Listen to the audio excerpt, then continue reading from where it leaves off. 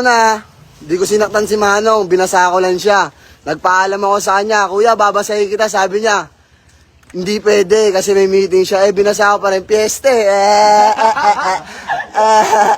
Ending na si Totoy Dila ng San Juan nag-live matapos mamerwisyo ng mga nagtatrabaho, bumabiyahe at mga dumaraan sa San Juan nung piyesta.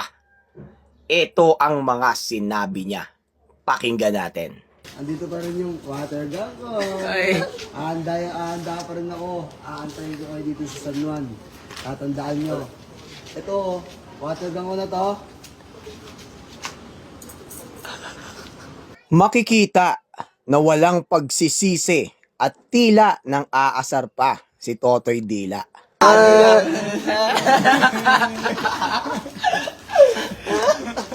Dilaya, dilaan mo.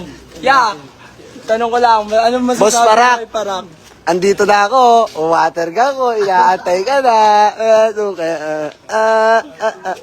Kita rin dito na tila pinaparinggan niya si Boss Parak na unang nag-call out sa perwisyong ginawa niya. May kailangan silang gawin sa araw na yon, tapos babasahin mo, naabala sila na ikaw kasi, kayo kasi wala kayong ginagawa. Kayo kasi, lamang sa inyo, marami sa inyo, walang trabaho, na wala na kayong pake kung makakaabala kayo ng tao. Ang gusto nyo lang is mapasaya yung mga kanya-kanyang sarili nyo. So, mga Ano? tambay lang daw yung nandito. Tambay. Kami nga mga tambay pinagkakapira mo.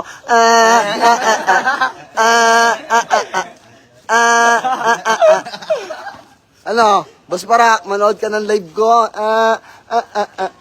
Tila hindi talaga natinag si Totoy Dila at sinagot pa si Boss Parak. At ito naman ang sabi ni Totoy Dila sa kanyang mga basher. Bashers, bashers, bashers. Dami, nagko-comment. Bobo ka, proud ka pa? Bobo ka daw, proud ka daw, bobo. Kayo ang bobo, huwag kayo dadaan dito sa June 24. Babasahin ko kayo. Ano, kaya na. Imbis nga na humingi ng paumanhin, ay nagbanta pa si Totoy Dila na babasain niya daw kung sinong makikita niya sa muling piyesta ng San Juan sa June 24. Wala, di kayo ubra sa akin. Yan pa. Boy Dila lang. Boy D, ang Boy D, Boy D. Ano nyo, makailangan. Ano, bashers, bashers. Adik ka daw.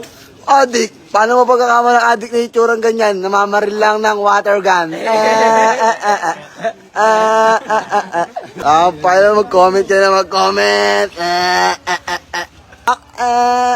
Mabisit kayo na mabisit. Ninyo. Ako nang-una, di ko sinaktan si Manong, binasa ko lang siya. Nagpaalam ako sa kanya, kuya, babasahin kita, sabi niya. Hindi pwede kasi may meeting siya. Binasa ko pa rin, piyeste.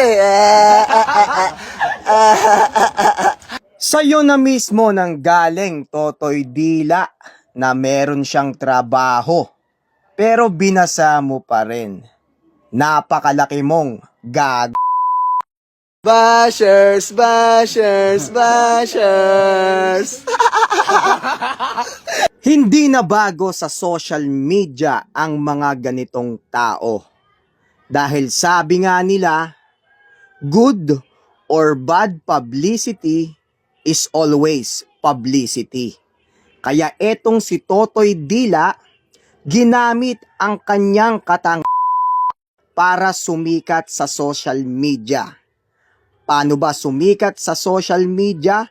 Kailangan mainis sa'yo ang sandamakmak na tao. Kaya habang naiinis tayo, sumisikat siya ng sumisikat. Pero isa lang ang request ko mga netizens. Huwag na nating palagpasin ang isang to. Bago pa sumikat ang katangahan nito, tanggalin na natin to sa Facebook world. Bashers, bashers, bashers.